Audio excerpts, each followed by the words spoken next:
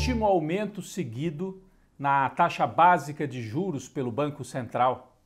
A maior sequência desse tipo desde 2002.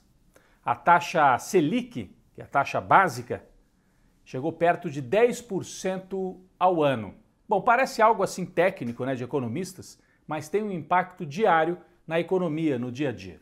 Quando a taxa Selic sobe, né, uma determinação do Banco Central, todas as outras taxas da economia acabam subindo. Então, o crediário, se você vai comprar uma geladeira, um fogão ou um carro, para quem pode, se você vai pegar dinheiro emprestado no banco, a taxa do cartão de crédito e as empresas também. A empresa que precisa fazer um empréstimo para fazer novos investimentos. O dinheiro fica mais caro. Os bancos privados, quando a taxa Selic sobe, os bancos privados também sobem a taxa que eles cobram dos clientes. Então isso acaba tendo um impacto em toda a economia.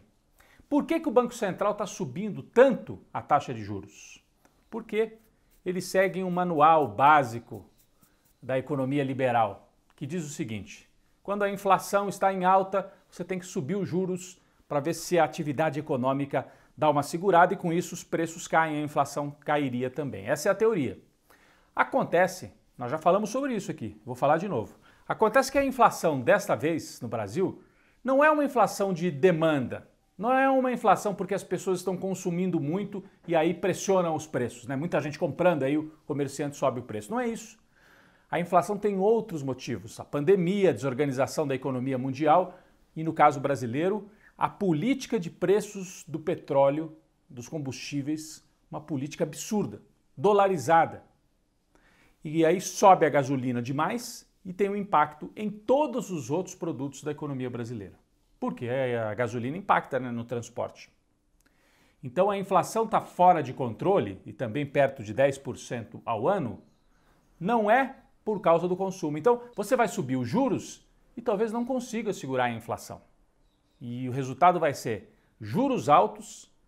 Quando os juros sobem, você tem recessão e a inflação vai continuar alta. É o pior dos mundos. É o que os economistas chamam de tempestade perfeita. Tempestade contra nós. Mas é uma tempestade também contra o governo Bolsonaro. Nós vamos entrar em 2022, portanto, com inflação perto de 10%, com juros em 10%, com recessão, com desemprego, com fome. Esse é o quadro, o cenário da economia e da sociedade no ano eleitoral. Não é à toa que as pesquisas continuam mostrando o Bolsonaro com uma popularidade muito baixa, né? Ainda assim, surpreendeu algumas pessoas a pesquisa Quest desta semana. É importante que é uma pesquisa presencial, não é por telefone, né? Entrevista as pessoas na rua. A pesquisa Quest mostra que a taxa de avaliação negativa do governo teve uma leve queda, né? O Bolsonaro era avaliado de forma negativa por 56% dos brasileiros e agora são 50%. E o positivo estava em 19% no mês anterior e agora está em 21%. Então parou de piorar, né? Parou de piorar. Por que será? Será que já é o efeito do Auxílio Brasil que vai entrar aí, R$400? Alguns acham que é isso, mas nem deu tempo de fazer efeito ainda. Vamos aguardar. E enquete eleitoral, como é que fica? Você votaria em quem em 2022? A mesma pesquisa Quest apresenta vários cenários, em todos eles. O Lula tem entre 46% e 48%. O Bolsonaro de 23% a 27%. E o Sérgio Moro de 10% a 11%, dependendo do cenário, né? São vários. Ciro, Dória, esses estão lá para baixo. O que mostram estas pesquisas? Bom, primeiro, o Lula pode ganhar em primeiro turno. Por esses números aqui, o ex-presidente Lula estaria ganhando em primeiro turno. Mas vamos aguardar, tem muita campanha aí pela frente.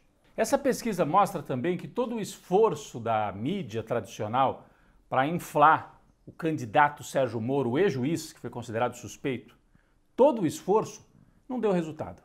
O Moro está ali em terceiro lugar, longe do Bolsonaro. Saíram várias notinhas dizendo: Moro pode passar o Bolsonaro, o Moro vai ser o candidato para enfrentar o Lula. É uma campanha que não deu certo.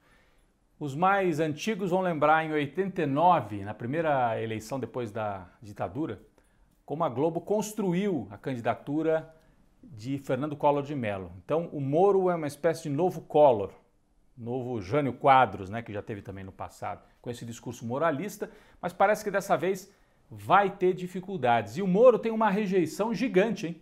Ele tem 11%, 10% ali nas pesquisas, e ele tem 61% de rejeição, segundo esse mesmo levantamento da Quest. Ele só perde para o Bolsonaro em rejeição. O Lula tem uma rejeição muito menor. O tema que mais preocupa os brasileiros é a economia, desemprego, inflação, tudo isso que nós falamos no começo.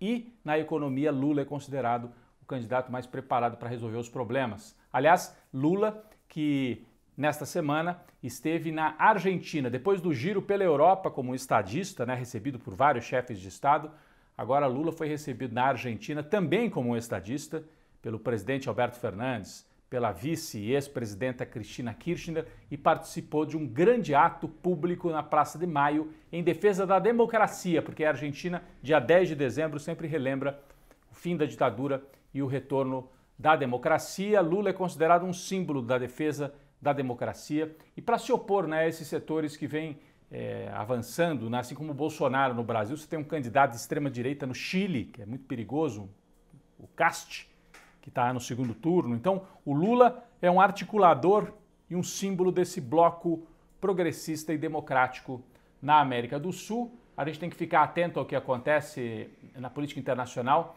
que os Estados Unidos parecem ter entrado firme nessa guerra, né, geopolítica, principalmente contra a China e contra a Rússia. Aliás, os Estados Unidos decretaram esta semana boicote diplomático aos Jogos de Inverno que acontecem na China.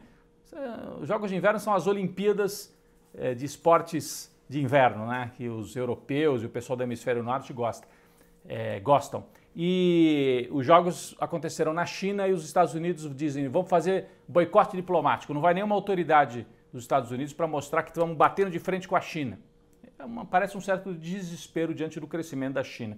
E qualquer país da América do Sul que mostrar que quer ficar independente, que quer ter um projeto junto com os chineses, junto com os russos, também é atacado. Então, isso tudo está em jogo hoje no mundo. Na saúde, para a gente terminar essa receita aqui da semana, muita preocupação com a variante Omicron ainda. Os pesquisadores tentam saber se ela é mais perigosa ou menos. Parece até que ela é menos letal do que outras variantes, mas ela se espalha muito rápido. A recomendação da Anvisa é que o Brasil fizesse controles rígidos nos aeroportos e nas fronteiras, mas o governo Bolsonaro está naquela velha tática de praticar o negacionismo, dizer que não tem tanto problema, que não pode, e fazer grandes controles, evitou o passaporte da vacina, que é uma recomendação das autoridades, e o ministro da Saúde, o Queiroga, soltou uma frase dizendo: é melhor perder a vida do que perder a liberdade. É inacreditável, né? O ministro da Saúde dizer isso. É melhor perder a vida do que perder a liberdade. Que liberdade? De não tomar vacina? De não controlar as fronteiras? A liberdade individual, nesse caso, vale mais do que a saúde pública? É um absurdo. É por isso que a popularidade desse governo está no chão.